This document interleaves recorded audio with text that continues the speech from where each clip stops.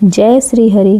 प्रिय भक्तजनों, आज बृहस्पतिवार के दिन आप बृहस्पति देव की बड़ी ही दुर्लभ कथा सुनेंगे। इस कथा को सुनने से भक्तों की सभी मनोकामनाएं भगवान बृहस्पति देव की कृपा से पूर्ण हो जाती है। तो आइए बड़े ही श्रद्धा और प्रसन्नचित्त मन से इस कथा को सुनते हैं।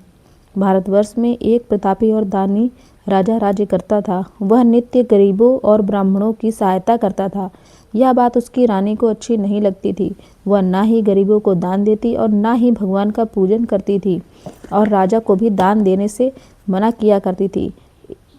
एक दिन राजा शिकार खेलने वन को गए हुए थे, तो रानी महल में अकेली थी। उसी समय बृहस्पति देव साधु वेश में राजा के महल में भिक्षा लेने गए और भिक्षा मांगी, तो रानी ने भिक्षा देने से इनकार कर दिया और कहा, हे साधु महाराज, मैं तो दान पुण्य से तंग आ गई हूँ। मेरा पति सारा धन लुटाते रहते हैं। मेरी इच्छा है कि हमारा धन नष्ट हो जाए, फिर ना ही रहेगा बांस और ना बजेगी बांसुरी। साधु ने कहा, देवी तुम तो बड़ी ही विचित्र हो। धन संतान तो सभी चाहते हैं, पुत्र और लक्ष्मी तो पापी के घर भी होना चाहिए। यदि तुम्हारे पास अधिक है तो भूखों को भोजन दो, प्यासों के लिए प्याऊ बनवाओ, मुसाफिरों के लिए धर्मशालाएं खुलवाओ। जो निर्धन अपनी कुमारी कन्याओं का विवाह नहीं कर सकते हैं, उनका विवाह करा दो। ऐसे और कई काम हैं जिनके करने से तुम्हारे यश लोक और परलोक में फैलेंगे। परंतु रानी पर उपदेशों का कोई प्रभाव नहीं पड़ा। वह बोली, महाराज आप मुझे कुछ न समझाएं। मैं ऐसा धन नहीं चाहती जो हर जगह बांटती फिरूं। साधु ने उत्तर दिया, यदि तुम्हारी ऐसी इच्छा है तो तथास्तु। तुम ऐसा करना, बृहस्पतिवार को घर लेपकर पीली मिट्टी से अपना सिर धोकर स्नान करना, भट्टी चढ़ाकर कपड़े धोना।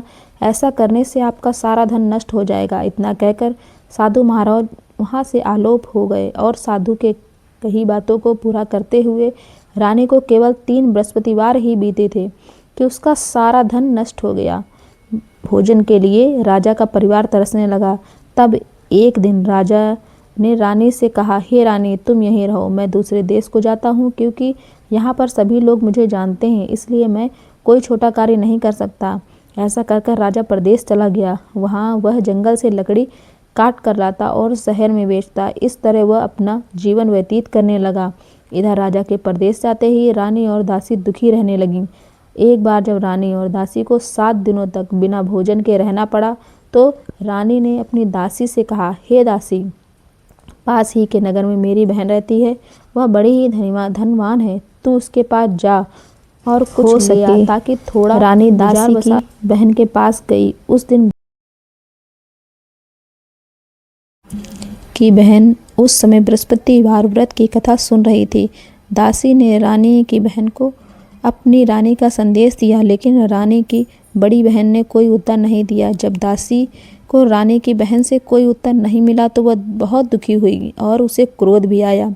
दासी ने वापस आकर रानी को सारी बात बता दी। सुनकर रानी ने अपने भाग को कोसा। उधर रानी की बहन ने सोचा कि मेरी बहन की दासी आई थी, परंतु मैं उससे नहीं बोली, इससे वह बहुत दुखी हुई होगी। यह कथा सुनकर और पूजन समाप्त करके अपनी बहन के घर आई और कहने लगी, बहन मैं बृहस्पतिवार का व्रत कर रही थी, इसलिए तुम्हारी दासी मेरे घर आई थी, परंतु जब तक कथा होती है तब तक ना ही उठते हैं और ना ही बोलते हैं, इसलिए मैं नहीं बोली। कहो दासी क्यों गई थी? रानी बोली, बहन तुमसे मैं क्या छुपाऊं, हमारे घर में खाने को अनाज तक नहीं है। ऐसा कहते ही रानी की आंखों से आंसू आ गए। उसने दासी समेत पिछले 7 दिनों से भूखे रहने तक की बात अपनी बहन को विस्तार पूर्वक सुना दी। रानी की बहन बोली, देखो बहन, भगवान बृहस्पति देव सबकी मनोकामनाएं पूर्ण करते हैं। देखो शायद तुम्हारे घर में अनाज रखा हो। तो रानी को पहले तो विश्वास नहीं हुआ, पर बहन के आग्रह करने पर उसने अपनी दासी को अंदर भेजा, तो उसे सचमुच अनाज से भरा हुआ एक घड़ा मिला। यह देखकर दासी को बड़ी हैरानी हुई। दासी रानी से कहने लगी, हे रानी, जब हमें भोजन नहीं मिलता तो हम व्रत ही तो करते हैं, इसलिए क्यों ना इनसे व्रत और कथा की विधि पूछ ली जाए ताकि हम भी व्रत कर सकें। तब रानी ने अपनी बहन से बृहस्पतिवार व्रत के बारे में पूछा। उसकी बहन ने बताया, बृहस्पतिवार के व्रत में चने की दाल और मुनक्का से विष्णु भगवान का केले की जड़ में पूजन करते हैं तथा दीपक जलाते हैं। व्रत कथा सुनने के बाद पीला भोजन ही करें, जिससे बृहस्पति देव प्रसन्न होते हैं। और व्रत और पूजन विधि बताकर रानी की बहन अपने घर को लौट गई। 7 दिन के बाद जब गुरुवार आया तो रानी और दासी ने व्रत रखा। गुड़साल में जाकर चना और गुड़ लेकर आई। उन्होंने केले की जड़ में विष्णु भगवान का पूजन किया। अब पीला भोजन कहाँ से आए, इस बात को लेकर दोनों बहुत ही दुखी थीं, क्योंकि उन्होंने व्रत रखा था, इसलिए बृहस्पति देव उनसे प्रसन्न थे। इसलिए वे एक साधारण व्यक्ति का रूप धारण करके 2 थाल में सुंदर पीला भोजन दासी को दे गए। भोजन पाकर दासी बहुत ही प्रसन्न हुई और फिर रानी के साथ मिलकर दोनों ने भोजन ग्रहण किया। इसके बाद वे सभी गुरुवार को व्रत करती और पूजन करने लगी। बृहस्पति भगवान की कृपा से उनके पास फिर से धन और संपत्ति आ गई, परंतु रानी फिर से आलस्य करने लगी। तब दासी बोली, देखो रानी, तुम पहले भी इस प्रकार आलस्य किया करती थी। तुम्हें धन रखने में कष्ट होता था, इस कारण सारा धन नष्ट हो गया। और अब जब हमें भगवान बृहस्पति देव की कृपा से ये धन मिला है, तो तुम फिर से आलस्य करती हो। रानी को समझाते हुए दासी ने कहा, बड़ी मुसीबतों के बाद हमने यह धन पाया है, इसलिए हमें दान पुण्य करना चाहिए, भूखे मनुष्यों को भोजन कराना चाहिए और धन को शुभ कार्यों में खर्च करना चाहिए, जिससे तुम्हारे कुल का यश बढ़ेगा और स्वर्ग की प्राप्ति होगी और पितृ प्रसन्न होंगे। दासी की बात मानकर रानी अपना धन शुभ कार्यों में खर्च करने लगी, जिससे पूरे नगर में उसका यश फैलने लगा। उधर एक दिन राजा दुखी होकर जंगल में एक पेड़ के नीचे आसन जमा कर बैठ गया। वह अपनी दशा को याद करके व्याकुल होने लगा। बृहस्पतिवार का दिन था। एकाएक उसने देखा कि निर्जन वन में एक साधु प्रकट हुए। वह साधु वेश में स्वयं बृहस्पति देवता थे। लकड़हारे के सामने आकर बोले, हे लकड़हारे, तुम इस सुनसान जंगल में चिंतामग्न क्यों बैठे हो? लकड़हारे ने दोनों हाथ जोड़कर प्रणाम किया और उत्तर दिया, महात्मा जी, आप सब कुछ जानते हैं, मैं क्या कहूँ? यह कहकर वह रोने लगा और साधु को अपनी कथा सुनाई। महात्मा जी ने कहा, तुम्हारी स्त्री ने बृहस्पतिवार के दिन बृहस्पति भगवान का निरादर किया है, जिसके कारण रुष्ट होकर उन्होंने तुम्हारी यह दशा कर दी है। अब तुम चिंता को दूर करके मेरे कहने पे चलो, तुम्हारे सारे कष्ट दूर हो जाएंगे। भगवान पहले से भी अधिक तुम्हें संपत्ति देंगे। तुम बृहस्पतिवार के दिन कथा किया करो। 2 पैसे के चने मुनक्के लाकर उनका प्रसाद बनाओ और शुद्ध जल में शक्कर मिलाकर अमृत तैयार करो। कथा के पश्चात उसे अपने परिवार में और सुनने वाले प्रेमियों में बांटो। अमृत व प्रसाद बांटकर खुद भी ग्रहण करो। ऐसा करने से भगवान तुम्हारी सभी मनोकामनाएं पूर्ण करेंगे। साधु के ऐसे वचन सुनकर लकड़हारा बोला, हे प्रभु, मुझे लकड़ी बेचकर इतना पैसा नहीं मिलता जिससे मैं भोजन के उपरांत कुछ बचा सकूं। मैंने रात्रि में अपनी स्त्री को बहुत ही व्याकुल देखा है। मेरे पास कुछ भी नहीं ऐसा है कि जिससे मैं उसकी खबर मंगा सकूं। फिर मैं बृहस्पति देव की कहानी क्या सुनूंगा और मैं पूजा कैसे करूंगा? मुझे तो कुछ भी मालूम नहीं है। साधु ने कहा, लकड़हारे, तुम किसी बात की चिंता मत करो। बृहस्पतिवार के दिन तुम रोजाना की तरह लकड़ियां लेकर शहर को जाओ। तुम रोज से दुगना धन प्राप्त होगा, जिससे तुम भली भांति भोजन कर लोगे और बृहस्पति देव की पूजा का सामान भी ले आओगे। बृहस्पति देव की कथा इस प्रकार है, सुनो। प्राचीन काल में एक ब्राह्मण रहता था। वह बहुत ही निर्धन था। उसकी कोई संतान नहीं थी। उसकी स्त्री बहुत ही मलिनता के साथ रहती थी। वह स्नान नहीं करती थी और ना ही किसी देवी देवता का पूजन करती थी। इससे ब्राह्मण देवता बड़े ही दुखी रहते थे। बेचारे कुछ भी कहते किंतु उसका कुछ परिणाम नहीं निकलता। भगवान की कृपा से ब्राह्मण की स्त्री के कन्या रूपी रत्न पैदा हुआ। कन्या बड़ी होने पर प्रातः स्नान करके विष्णु भगवान का जाप और बृहस्पतिवार का व्रत करने लगी।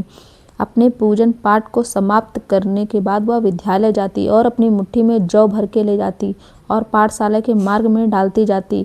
तब ये जौ स्वर्ण के हो जाते हैं और वे लौटते समय इन्हें बीनकर अपने घर ले आती। एक दिन वह बालिका सूप में उस सोने के जौ को फटक कर साफ कर रही थी कि उसके पिता ने देख लिया और कहा, हे बेटी, सोने के जौ को साफ करने के लिए सोने का ही सूप होना चाहिए। दूसरे दिन बृहस्पतिवार था। इस कन्या ने व्रत रखा और बृहस्पति देव से प्रार्थना की और कहा कि मैंने आपकी पूजा सच्चे मन से की है, तो मुझे सोने का सूप दे दें। बृहस्पति देव ने उसकी प्रार्थना स्वीकार कर ली और रोजाना की तरह वह कन्या जौ फैलाती हुई जाने लगी। जब लौटकर जौ बीन रही थी तो बृहस्पति देव की कृपा से उसे सोने का सूप मिला और वह उसे घर ले आई और उससे जौ साफ करने लगी, परंतु उसकी माँ का वही ढंग रहा। एक दिन की बात है, वह कन्या सोने के सूप में जौ साफ कर रही थी।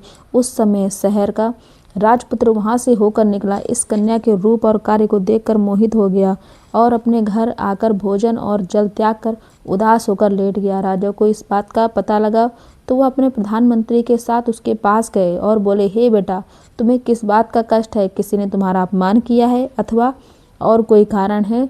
सो कहो, मैं वही कार्य करूँगा जिससे तुम्हें प्रसन्नता होगी। अपने पिता के राजकुमार ने बातें सुनी और वह बोला, मुझे आपकी कृपा से किसी बात का दुख नहीं है।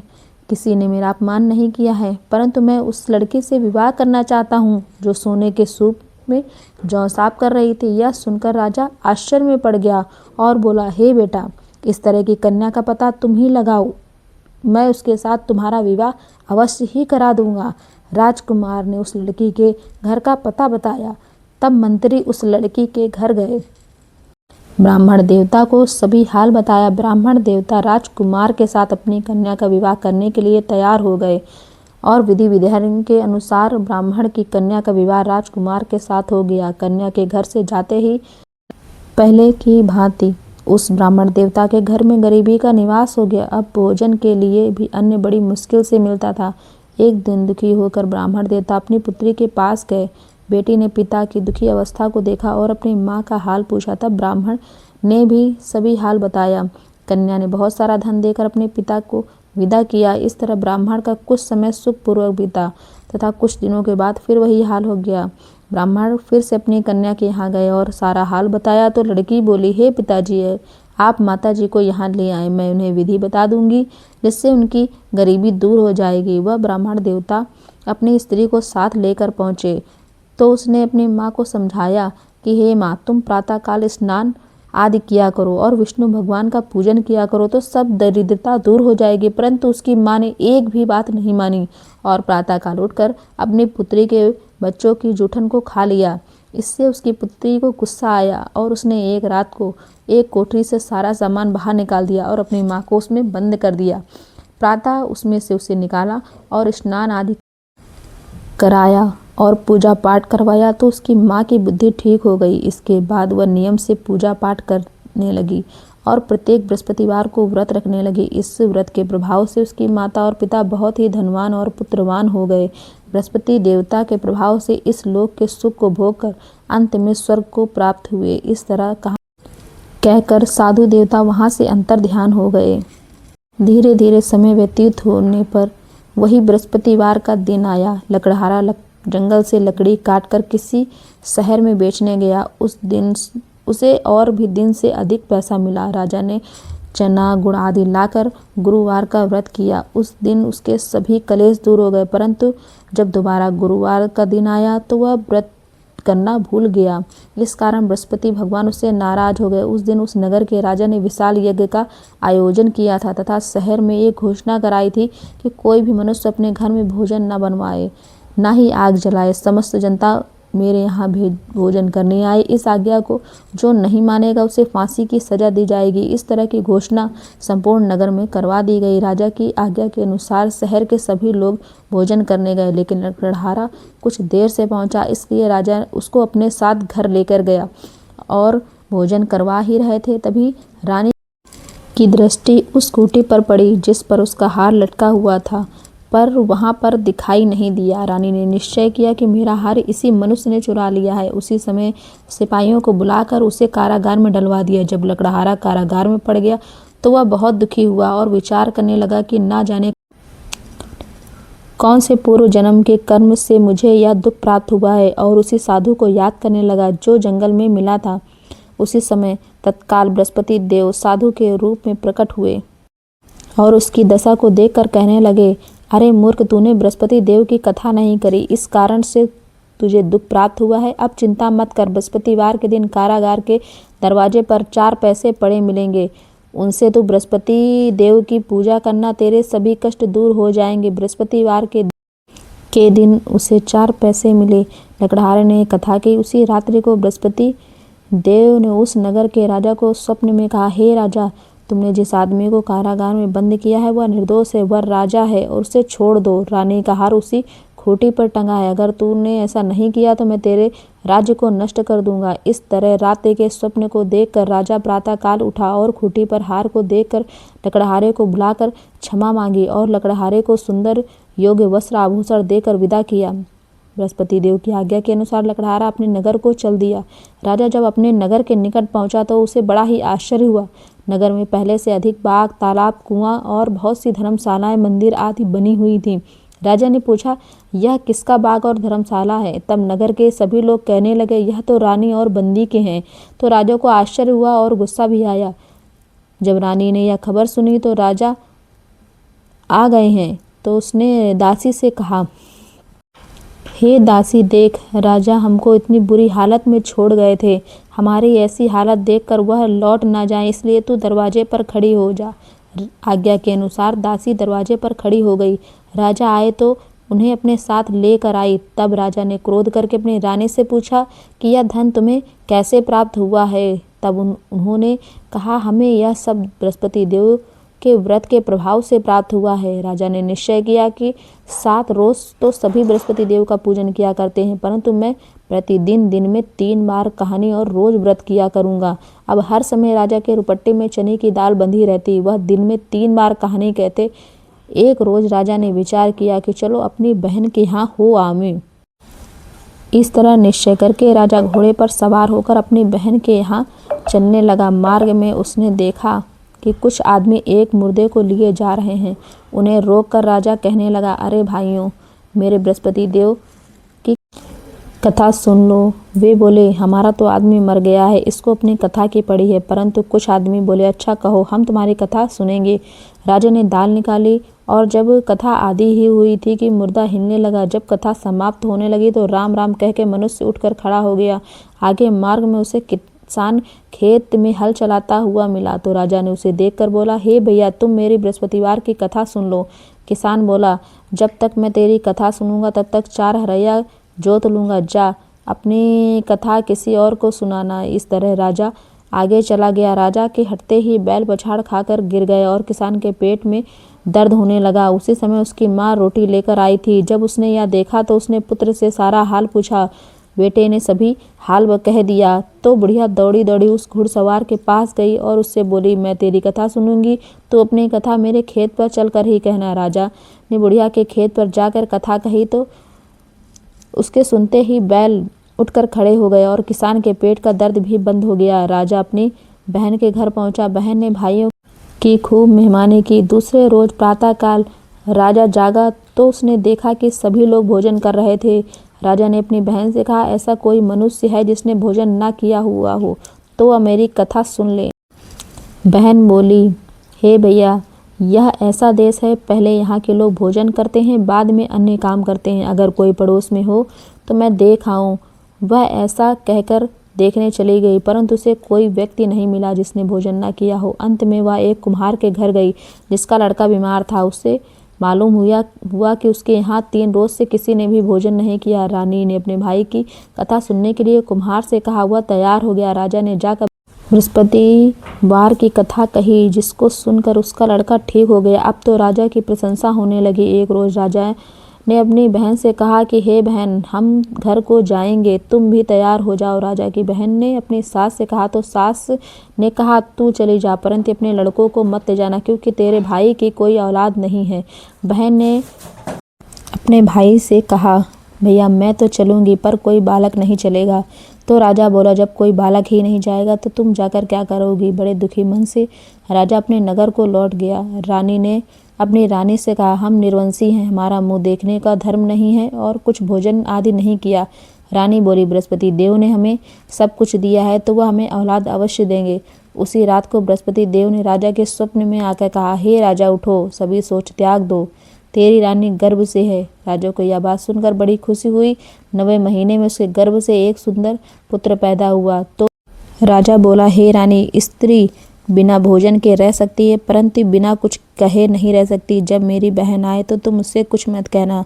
रानी ने सुनकर हाँ कह दिया। जब राजा की बहन ने यह शुभ समाचार सुना तो वह बहुत ही खुश हुई और बधाई लेकर अपने भाई के यहाँ आ गई। तभी रानी ने कहा, घोड़ा चढ़कर तो नहीं आई, गधा चढ़कर आई।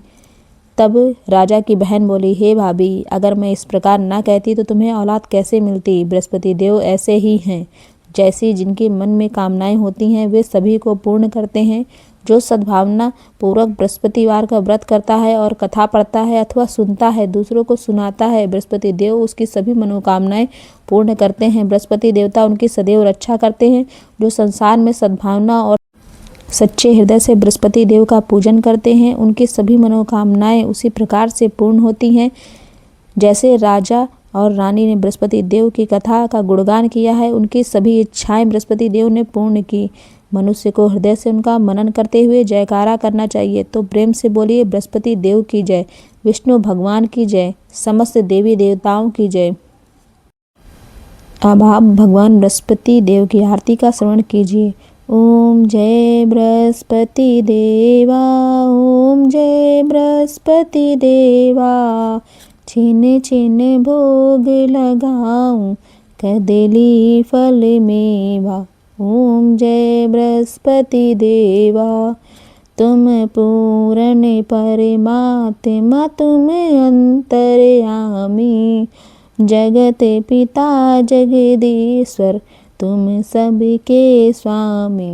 ओम जय बृहस्पति देवा, चरणामृत निज निर्मल, सब पातक हरता, सकल मनोरथ दायक, कृपा करो भरता।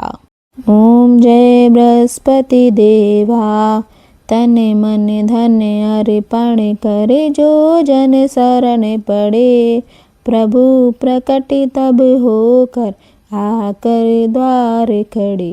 ओम जय बृहस्पति देवा, दीन दयाल दयानिधि, भक्तन हितकारी, पाप दोष सब हरता, भव बंधन हारी। ओम जय बृहस्पति देवा, सकल मनोरथ दायक, सब संशय तारो, विषय विकार मिटाओ, संतन सुखकारी। ओम जय बृहस्पति देवा, जो कोई आरती तेरी प्रेम सहित गावे, जेठानंद बन निश्चय फल पावे। ओम जय बृहस्पति देवा, ओम जय बृहस्पति देवा। प्रेम से बोलिए, भगवान बृहस्पति देव की जय, विष्णु भगवान की जय।